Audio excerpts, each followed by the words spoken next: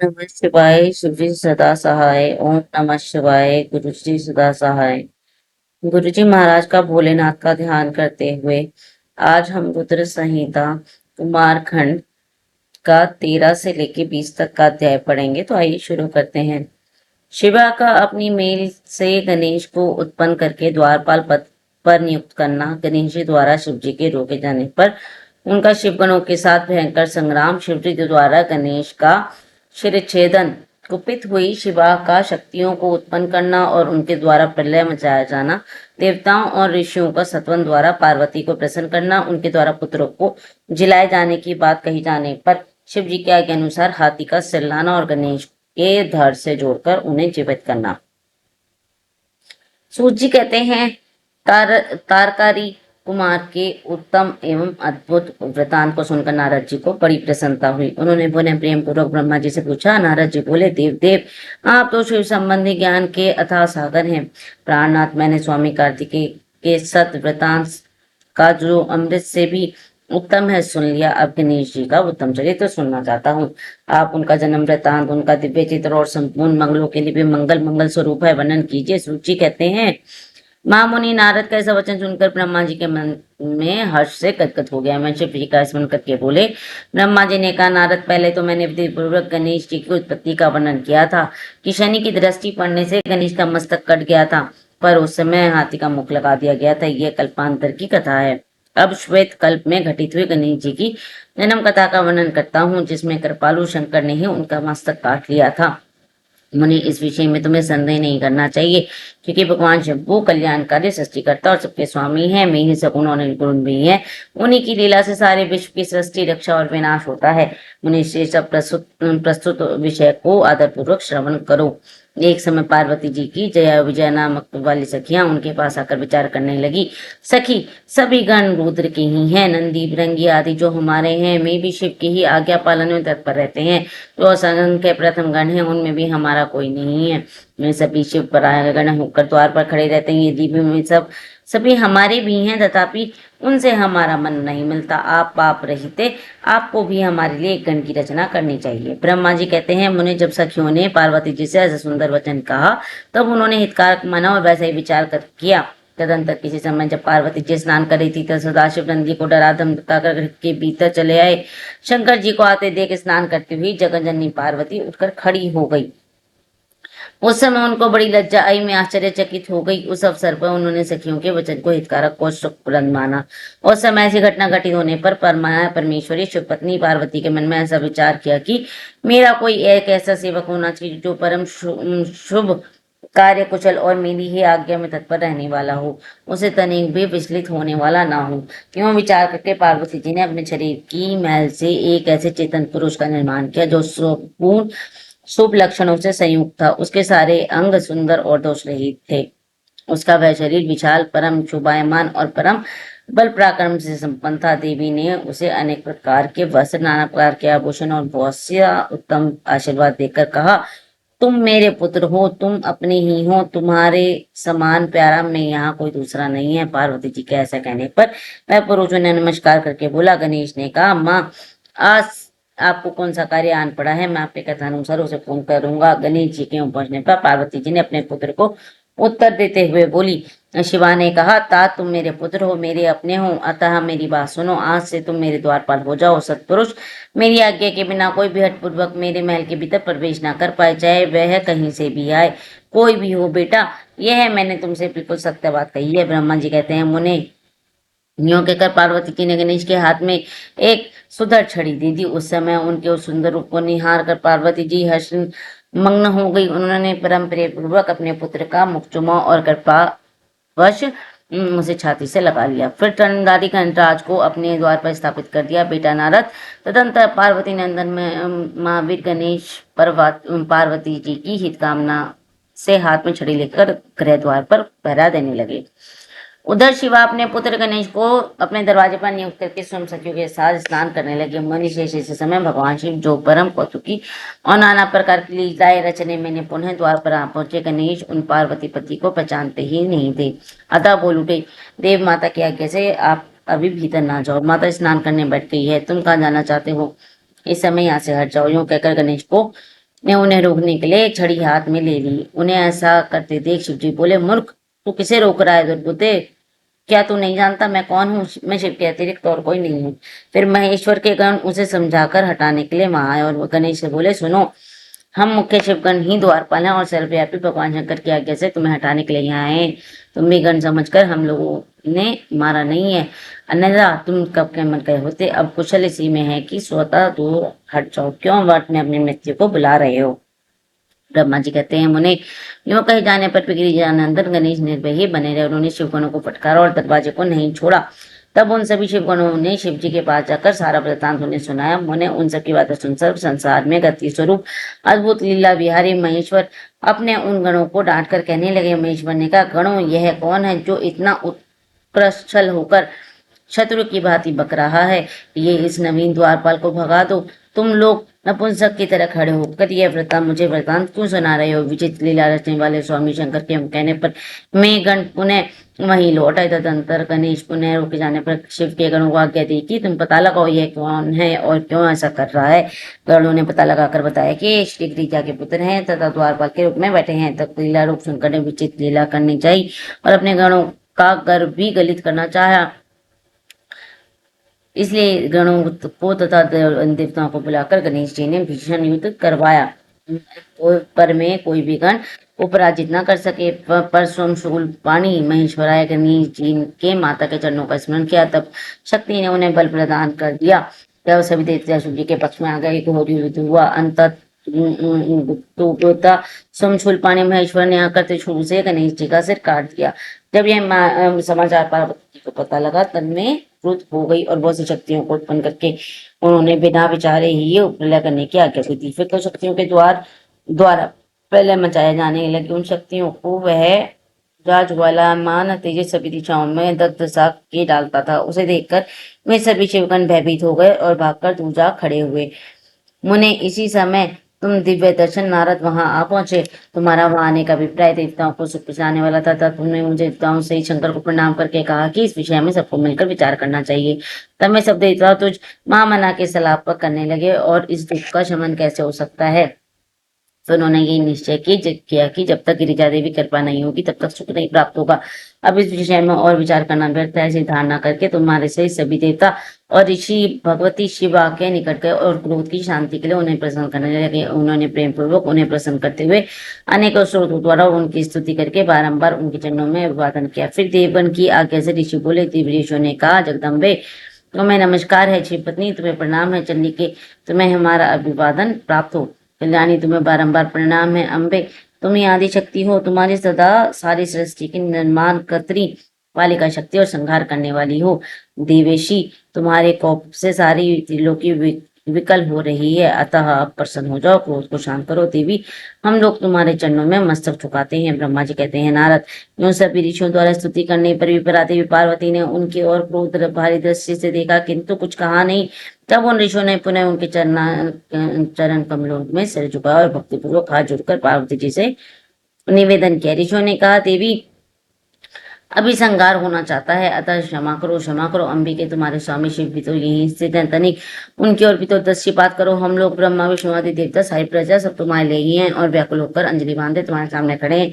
परमेश्वर, इन सबका अपराध क्षमा करो। शिवे, अभी नहीं शांति प्रदान करो। ब्रह्मा जी कहते हैं, मुने सभी देवर्षि कर अत्यंत दीन भाव से व्याकुल हाथ जोड़कर चंडिका के सामने सम्मुख खड़े हो गए। उन्होंने ऐसा कथन सुनकर चंडिका प्रसन्न हो गई। उनके हृदय में करुणा का संचार हो गया। तब मेरी ऋषि से बोली। देवी ने कहा, ऋषियों, यह मेरा पुत्र, यदि मेरा पुत्र जीवित हो जाए और तुम लोगों के मध्य पूज नियम मान ले जाए तो संहार नहीं होगा। हम तुम लोग सर्वाध्यक्ष को पद प्रदान करेंगे, तभी लोक में शांति हो सकेगी, अन्यथा तुम्हें सुख प्राप्त नहीं होगा। ब्रह्मा जी कहते हैं, मुने, पार्वती के यूं कहने पर तुम सभी ऋषियों ने उन देवताओं के पास आकर सारा वृत्तांत सुनाया। उसे सुनकर इंद्र आदि सब देवताओं के चेहरे पर उदासी छा गई। वे शंकर के पास गए और हाथ जोड़कर उनके चरणों में नमस्कार करके सारा समाचार निवेदन किया। देवताओं के कथन को सुनकर शिव जी ने कहा, ठीक है, जिस प्रकार सारे लोकी को सुख मिल सके वही करना चाहिए। अब वह उत्तर दिशा की ओर जाना चाहिए। जो पहले जीव मिले उसका सिर काटकर उस बालक के शरीर से जोड़ देना चाहिए। ब्रह्मा जी कहते हैं, मुने, तदनंतर शिव जी की आज्ञा का पालन करने वाले उन देवताओं ने सारा कार्य संपन्न किया। उन्होंने उस शिशु के शरीर को धो पहुंचकर विधिवत उनकी पूजा की। फिर उत्तर दिशा की ओर के उन्हें पहले एक दांत वाला हाथी मिला, उसको उन्होंने सिलाकर उसके शरीर पर जोड़ दिया। हाथी के उस शरीर से संयुक्त करने के पश्चात सविता देवताओं ने भगवान शिवादि को प्रणाम करके कहा कि हम लोग ने अपना कार्य पूर्ण किया, अब जो करना शेष है उसे आप लोग पूर्ण कीजिए। ब्रह्मा जी कहते हैं, तब शिवाज्ञा पालन संबंधी देवताओं की बात सुनकर सभी देवों और पार्षदों को महान आनंद हुआ। तत्पश्चात ब्रह्मा विष्णु आदि सभी देवता उनके स्वामी निर्गुण स्वरूप भगवान शंकर को प्रणाम करके बोले, स्वामी आप महात्मा के जिस तेज से हम सभी उत्पन्न हुए हैं, आपका वही तेज वेद मंत्रों के अभियोग से इस बालक में प्रवेश करे। इस प्रकार से विद्वानों ने मिलकर वेद मंत्र द्वारा जल को अभिमंत्रित किया। फिर शिव जी का स्मरण करके अपने उस उत्तम जल को बालक के शरीर पर छिड़क दिया। उस जल की स्पर्श होते ही वह बालक शिव इच्छा से शीघ्र ही चेतना युक्त होकर जीवित हो गया और सोए हुए की तरह उठ बैठा। और सौभाग्यशाली बालक अत्यंत सुंदर था। उसका मुख हाथी का सा था, शरीर का रंग हरा लाल था, चेहरे पर प्रसन्नता खिल रही थी, उसकी आकृति कामनीय थी और उसकी सुंदर प्रभा फैल रही थी। मनीश्वर पार्वती नंदन उस बालक को जीवित देखकर वहां उपस्थित सभी लोगों में आनंद में हो गए और सारा दुख विलीन हो गया। तब हर्ष विभोर होकर सब लोगों ने उस बालक को पार्वती जी को दिखाया। उसको जीवित देखकर पार्वती जी परम प्रसन्न हुई। इस प्रकार 13 से 18वां अध्याय समाप्त। ओम नमः शिवाय। शिव जी सदा सहाय। ओम नमः शिवाय। गुरु जी सदा सहाय। पार्वती द्वारा गणेश जी को वरदान, देवताओं द्वारा उन्हें अग्र पूज्य माना जाना, शफी द्वारा देव गणेश को सर्वाद्य पद प्रदान और गणेश चतुर्थी व्रत का वर्णन। तत्पश्चात सभी देवताओं का उनकी स्तुति करके हर्ष पूर्वक अपने अपने स्थान को लौट जाना। ब्रह्मा जी कहते हैं, मुनि जब विकृत स्वरूप वाले गिरिजा पुत्र गराधानन व्याकुलता रहित होकर जीवित हो उठे, तब गणनायक देवों ने उनका अभिषेक किया। अपने पुत्र को देखकर पार्वती देवी आनंदमग्न हो गई और उन्हें हर्षातिरेक से उस बालक को दोनों हाथों से पकड़कर छाती से लगा लिया। फिर अंबिका ने प्रसन्न होकर अपने पुत्र गणेश को अनेक प्रकार के वस्त्र और आभूषण प्रदान किए। तदनंतर सिद्धियों ने उन्हें विधि विधान से उनका पूजन किया और माता ने अपने सर्व दुखारी हाथ से उनके अंगों का स्पर्श किया। इस प्रकार शिव पत्नी पार्वती देवी अपने पुत्र को सत्कार करके उसका मुख चुपा और प्रेम पूर्वक वरदान देते हुए कहा, बेटा इस समय तुझे बड़ा कष्ट झेलना पड़ा है, किंतु अब तू कृतकृत्य हो गया, तू धन्य है। आपसे संपूर्ण देवताओं में तेरी अग्र पूजा होती रहेगी और तुझे कभी दुख का सामना नहीं करना पड़ेगा, क्योंकि इस समय तेरे मुख पर सिंदूर दिख रहा है।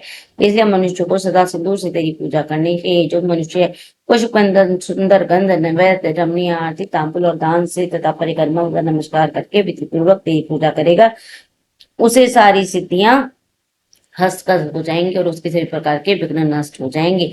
इसमें लेशमात्र भी संशय नहीं है। ब्रह्मा जी कहते हैं, मुनीश्वरी ने देवी ने अपने पुत्र गणेश संयोग के उनसे नाना प्रकार के वस्त्र प्रदान करके पुण्य उसका अभिनंदन किया। विप्र जब गिरिजा की कृपा से उसी क्षण देवताओं और शिवगणों का मन विशेष रूप से शांत हो गया। तदनंतर इंद्र आदि सब देवताओं ने हर्षातिरेक से शिव की स्तुति की और उन्हें प्रसन्न करके में भक्ति भाव जिससे गणेश जी को लेकर शिव जी के समीप चले गए। वहां पहुंचकर उन्होंने त्रिलोकी के कल्याण कामना की। भवानी के उस बालक को शिवजी को गोद में बिठा लिया। तब शिवजी ने उस बालक के मस्तक पर अपना कर कमल फेरते हुए देवता से बोले, यह मेरा दूसरा पुत्र है। तत्पश्चात गणेश जी ने उठकर शिव के चरणों में अभिवादन किया। फिर पार्वती को, मुझको, विष्णु को और नारद आदि सभी ऋषियों को प्रणाम करके आगे खड़े होकर उन्होंने कहा, अभिमान करना मनुष्य का स्वभाव ही है, अतः आप लोग मेरा अपराध क्षमा करें। तब मैं शंकर और विष्णु इन सब तीनों देवताओं को एक साथ ही प्रेम पूर्वक उत्तम प्रदान करते हुए कहा, रोज जय त्रिलोकी में तीनों देवताओं की पूजा होती है, उसी तरह तुम सबको इन गणेश की पूजा करनी चाहिए। मनुष्य को चाहिए कि वह पहले इनकी पूजा करके तत्पश्चात हम लोगों का पूजन करे। ऐसा करने से हम लोगों की पूजा संपन्न हो जाएगी। देवगणों, यदि कहीं इनकी पूजा पहले न करके अन्य देवों की पूजा कर लिया जाए तो उस पूजन का फल नष्ट हो जाएगा। इसमें अन्यथा विचार करने की आवश्यकता नहीं है। ब्रह्मा जी कहते हैं, मुनि तदनंतर ब्रह्मा विष्णु शंकर आदि सभी देवताओं ने मिलकर पार्वती को प्रसन्न करने के लिए मही गणेश को सर्वाध्यक्ष घोषित कर दिया। उसी समय शिव जी परम प्रसन्न चित्त से पुनः गणेश को लोक में सर्वदा सुख देने के लिए अनेक वर प्रदान करते हुए बोले। शिव जी ने कहा, गिरिजानंदन निसंदेह मैं तुझ पर प्रसन्न हूँ। मेरे प्रसन्न हो जाने पर तू सारे जगत को ही प्रसन्न हुआ समझ। अब कोई भी तेरा विरोध नहीं कर सकता। तू शक्ति का पुत्र है, अतः अत्यंत तेजस्वी है। बालक होने पर भी तूने महान पराक्रम प्रकट किया है, इसलिए तू सदा सुखी रहेगा। विघ्न नाश के कार्य में तेरा नाम सबसे श्रेष्ठ होगा। तू सबका पूज्य है, तथा अब मेरे संपूर्ण गणों का अध्यक्ष हो जा। इतना कहने के पश्चात महात्मा शंकर अत्यंत प्रसन्नता के कारण गणेश को पुनः वरदान देते हुए बोले, गणेश्वरा तू भाद्रपद मास के कृष्ण पक्ष की चतुर्दशी तिथि को चंद्रमा के शुभोदय होने पर उत्पन्न हुआ है। जिस समय गिरिजा के सुंदर चित्त से तेरा रूप प्रकट हुआ, उस समय रात्रि का प्रथम पहर बीत रहा था, इसलिए उसी दिन के आरंभ से उस तिथि में तेरा उत्तम व्रत करना चाहिए। यह व्रत परम शोभन तथा संपूर्ण सिद्धियों के प्रदाता है। वर्ष के अंत में जब पुनः वही चतुर्थी आ जाए, तब तक मेरे कथनानुसार तेरे व्रत का पालन करना चाहिए, जिन्हें संसार में अनेक प्रकार के अनुपम सुखों की कामना हो। उन्हें चतुर्दशी के दिन भक्ति पूर्वक विधि सहित तेरा पूजन करना चाहिए। जब मार्गशीर मास के कृष्ण पक्ष की चतुर्दशी आए तो उस दिन प्रातःकाल स्नान करके व्रत के लिए ब्राह्मणों से निवेदन करे, पूर्वोक्त विधि से उपवास करे, फिर धातु के, मूंगे की, श्वेत मदार की अथवा मिट्टी की मूर्ति बनाकर उसकी प्राण प्रतिष्ठा करे और भक्ति भाव से नाना प्रकार के दिव्य गंधों, चंदनों और पुष्पों से उसकी पूजा करें। पूरे रात्रि का प्रथम पहर बीत जाने पर स्नान करके दुर्वा दलों से पूजा करनी चाहिए। ये दुर्वा जड़ रहित 12 उंगल लंबी और 3 गांठ वाली होनी चाहिए। ऐसी 101 अथवा 21 दुर्वा से उस स्थापित प्रतिमा की पूजा करनी चाहिए। तत्पश्चात धूप दीप अनेक प्रकार के नैवेद्य, तांबूल, अर्घ और उत्तम उत्तम पदार्थों द्वारा गणेश जी की पूजा करें और सत्वन करके उन्हें आगे प्राणी पात करें एवं गणेश की पूजा करने के पश्चात बाल चंद्रमा का पूजन करें।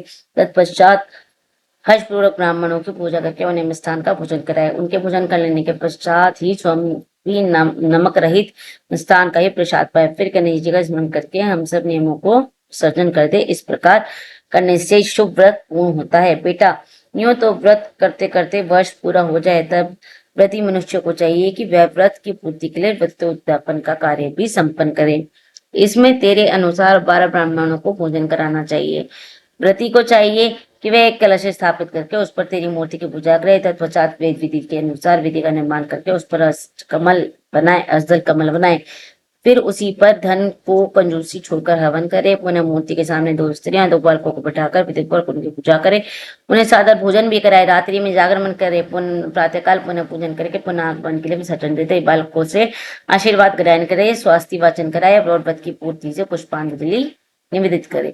फिर नमस्कार करके नाना प्रकार के कार्यों की कल्पना करे। इस प्रकार जो इस व्रत को पूर्ण करता है उसे अब इस फल की प्राप्ति होती है। गणेश जो श्रद्धा सहित अपनी शक्ति के अनुसार नित्य तेरी पूजा करेगा, उसके सभी मनोरथ सफल हो जाएंगे। मनुष्य को सिंदूर, चंदन, चावल की पुष्प आदि अनेक उपचारों द्वारा गणेश्वर का पूजन करना है। यूं जो लोग नाना प्रकार के उपचारों से भक्तिपूर्वक तेरी पूजा करेंगे, उनके विघ्नों को सदा के लिए नाश हो जाएगा, उनकी कार्य सिद्धि होती रहेगी। सही वर्ण के लोगों को, विशेषकर स्त्रियों को यह पूजा अवश्य करनी चाहिए और अभ्युदय की कामना करने वाले राजाओं के लिए भी यह व्रत आवश्यक कर्तव्य है।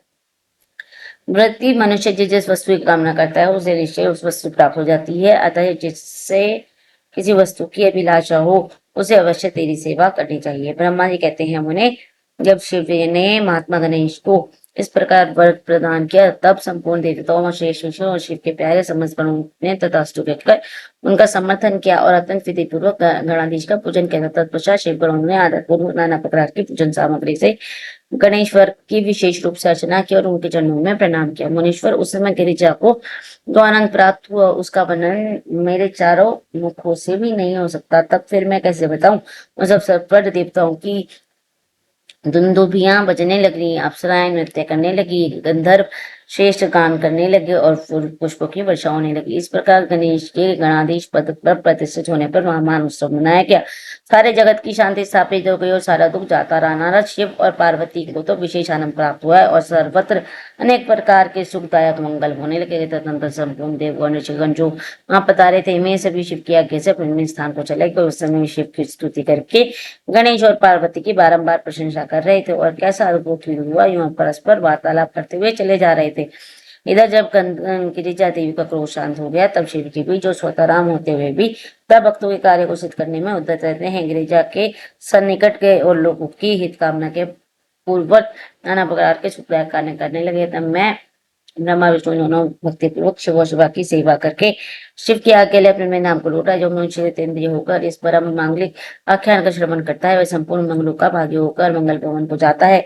इसके श्रवण से ही पुत्रहीन को पुत्र की, धन को धन की, भार्यार्थी को भार्या की, प्रजार्थी को प्रजा की, रोगी को आरोग्य की और अभागी को सौभाग्य की प्राप्ति होती है। जिस स्त्री का पुत्र और धन नष्ट हो गया हो, यदि पति प्रदेश चला गया हो, तो उसका पति मिल जाता है जो शोक सागर में डूब रहा हो, वही श्रवण से निसंदेह शोक रहित हो जाता है। गणेश चतुर्थी संबंधी ग्रंथ इसके घर में सदा वर्तमान रहता है, वह मंगल संपन्न होता है। इसमें तनिक भी संशय की गुंजाइश नहीं है। जो यात्रा के अवसर पर अथवा किसी भी पुण्य कार्य पर इसे मन में लगाकर सुनता है, वह गणेश जी के कार्य से संपूर्ण अभिष्ट फल प्राप्त कर लेता है। इस प्रकार 11वां अध्याय समाप्त। ओम नमः शिवाय। शिव जी सदा सहाय। ओम नमः शिवाय। गुरु जी सदा सहाय। स्वामी कार्तिकेय और गणेश की बातचीत, बाल लीला, दोनों का परस्पर विवाह के विषय में विवाद, शिव द्वारा पृथ्वी की परिक्रमा का आदेश, कार्तिकेय का प्रस्थान, गणेश का माता पिता की परिक्रमा करके उनसे पृथ्वी परिक्रमा स्वीकृत करना, विश्वरूप की सिद्धि और बुद्धि नामक 2 कन्याओं के साथ गणेश जी का विवाह और उनके क्षेम और लाभ नामक 2 पुत्रों की उत्पत्ति, कुमार का पृथ्वी परिक्रमा करके लौटना और सुशुभद होकर प्रौंच पर्वत चला जाना, कुमार खंड के श्रवण की महिमा। नारद जी ने पूछा, तात मैंने गणेश की जन्म संबंधी अनुपम वृतांत और परम पराक्रम से विभूषित उनका दिव्य चरित्र भी सुना दिया। सुरेश्वर, उसके बाद अब कौन सी घटना घटी उसका वर्णन कीजिए, क्योंकि पिताजी शिव और पार्वती का उज्जवल यश महान आनंद प्रदान करने वाला है। ब्रह्मा जी ने कहा, मुनिश्रेष्ठ, तुम तो बड़े कारुणिक हो, तुमने बड़ी उत्तम बात पूछी है। ऋषि सत्तम, अच्छा, अब मैं तुमसे वह वर्णन करता हूँ, तुम ध्यान लगाकर सुनो। विपेंद्र, शिव और पार्वती अपने दोनों पुत्रों की बाल लीला देख देख कर महान प्रेम में मग्न रहने लगे। पुत्रों का लाड प्यार करने के बाद माता पिता का सुख दिनों दिन बढ़ता जा रहा था और वे दोनों प्रीतिपूर्वक आनंद के साथ तरह तरह की लीलाएं करते थे। मुनीश्वर में दोनों बालक स्वामी कार्तिकेय और गणेश की भक्ति पूरी चित्त से सदा माता पिता की परिचर्या किया करते थे। इससे माता पिता का महान स्नेह रणमुख और गणेश पर शुक्ल पक्ष के चंद्रमा की भांति प्रतिदिन दिन बढ़ता ही चला गया। एक समय शिव और शिवा दोनों प्रेम पूर्वक एकांत में बैठे एवं विचार करने लगे कि हम तुम्हारे दोनों पुत्र विवाह के योग्य हो गए हैं, अब इन्हें इन दोनों का शुभ विवाह कैसे संपन्न हो। हम तो जैसे षडानंद प्यारा है, वैसे ही गणेश भी है। ऐसी चिंता में पड़कर वे दोनों लीलावश आनंद मग्न हो गए। मुने माता पिता के विचार को जानकर उन दोनों पुत्रों के मन में विवाह की इच्छा जाग उठी। मैं दोनों, पहले मैं विवाह करूंगा, पहले मैं विवाह करूंगा, यूं बारंबार कहते हुए परस्पर विवाद करने लगे। जब जगत के अधीश्वर ये दोनों दंपत्ति पुत्रों की बात सुनकर लौकिक आचार का आश्रय ले परम विस्मित हो गए, तो कुछ समय के बाद उन्होंने अपने दोनों पुत्रों को बुलाया और उन्हें इस प्रकार कहा। सही पार्वती बोले, सुपुत्रों, हम लोगों ने पहले ही एक ऐसा नियम बना रखा है जो तुम लोगों के लिए सुखदायक होगा। अब हम यथार्थ रूप से वर्णन करते हैं, तुम लोग प्रेम पूर्वक सुनो। प्यारे बच्चों, हम तो तुम दोनों पुत्र समान ही प्यारे हो, किसी पर विशेष प्रेम हो ऐसी बात नहीं है। अंततः हमने तुम लोगों के विवाह के लिए विषय में एक ऐसी शर्त बनाई है जो दोनों के लिए कल्याणकारी है। शर्त यह है कि जो सारी पृथ्वी की परिक्रमा करके पहले लौट आएगा, उसी का शुभ विवाह पहले किया जाएगा। ब्रह्मा जी कहते हैं, मुने माता पिता की बात सुनकर शरजन्मा महाबली कार्तिकेय तुरंत ही अपने स्थान से पृथ्वी की परिक्रमा करने के लिए चल दिए, परंतु अगाध बुद्धि संपन्न गणेश वहीं खड़े हो गए।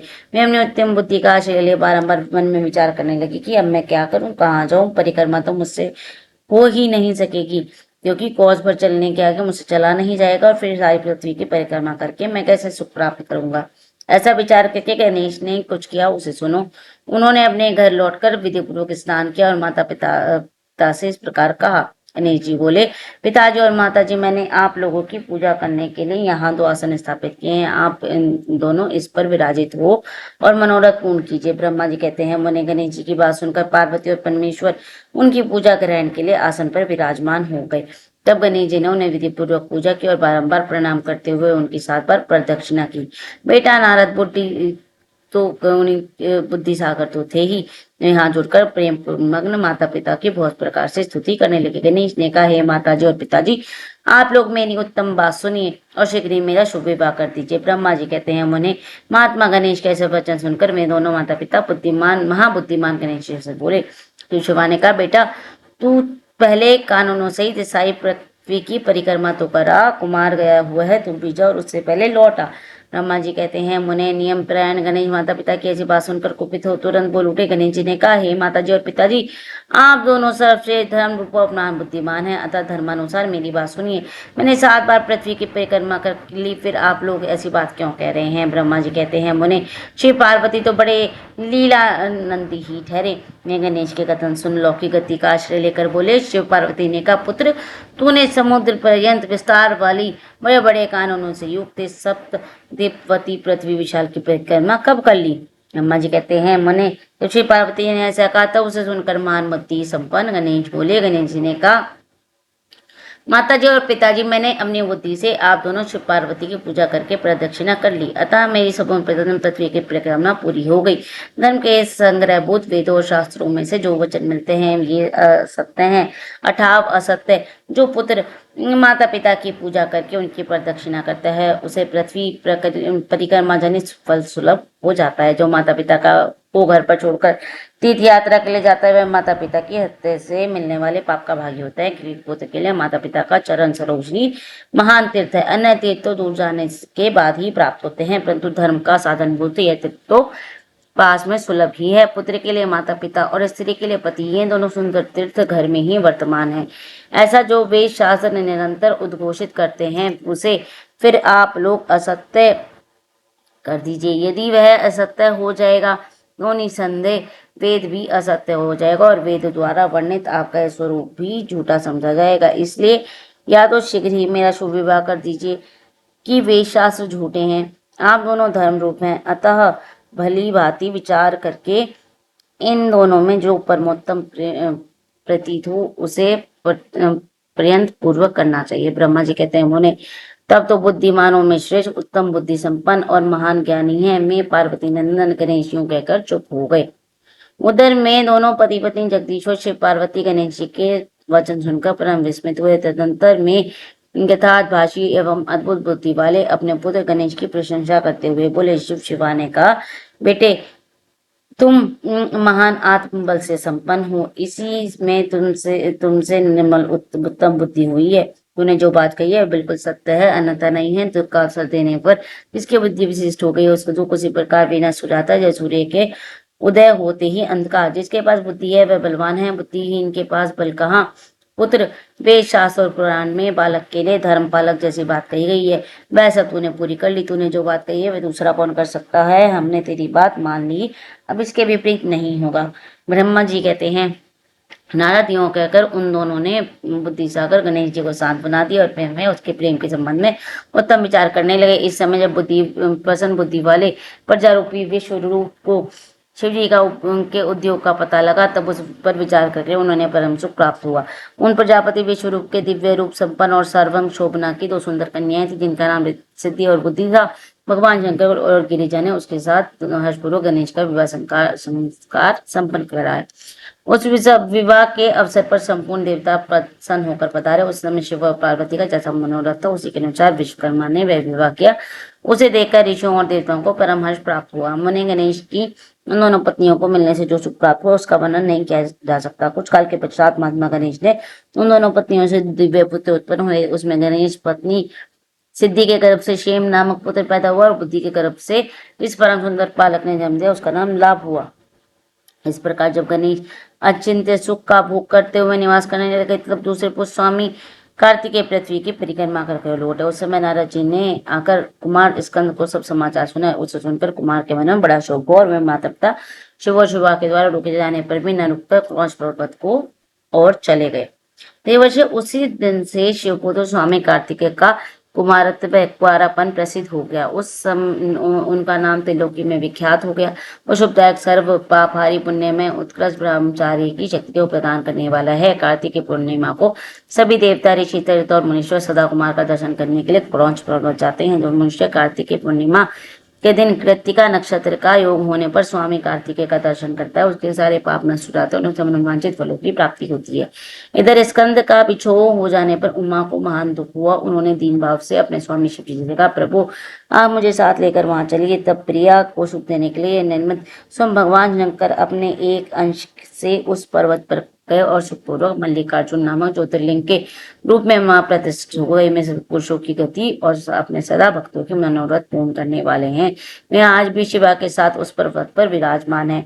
बेटा नारद, मैं दोनों शिवा शिव पुत्र भी पुत्र स्नेह से विहल होकर प्रत्येक पर्व पर कुमार को देखने के लिए जाते हैं।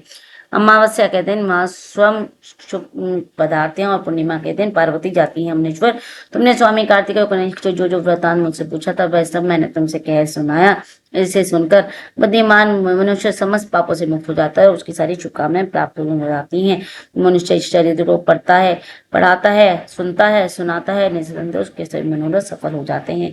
यह अनुपम आख्यान पापनाशक, कीर्तिप्रद, सुखवर्धक, आयु बढ़ाने वाला और स्वर्ग की प्राप्ति करने वाला, पुत्र पौत्र की वृद्धि करने वाला, मोक्षप्रद, शिव जी के महान उत्तम ज्ञान का प्रदाता, शिव पार्वती में प्रेम उत्पन्न करने वाला और शिव भक्ति वर्धक है। यह कल्याणकारक शिव जी के अद्वितीय ज्ञान का दाता और सदा शिव में है। अतः मोक्षकामी और निष्काम भक्तों को सदा इसका श्रवण करना चाहिए। इस प्रकार 20वां अध्याय समाप्त। ओम नमः शिवाय। शिव सदा सहाय। ओम नमः शिवाय। गुरु जी सदा सहाय। रुद्र संहिता का कुमार खंड संपूर्ण। जय गुरु जी महाराज। ओम नमः शिवाय।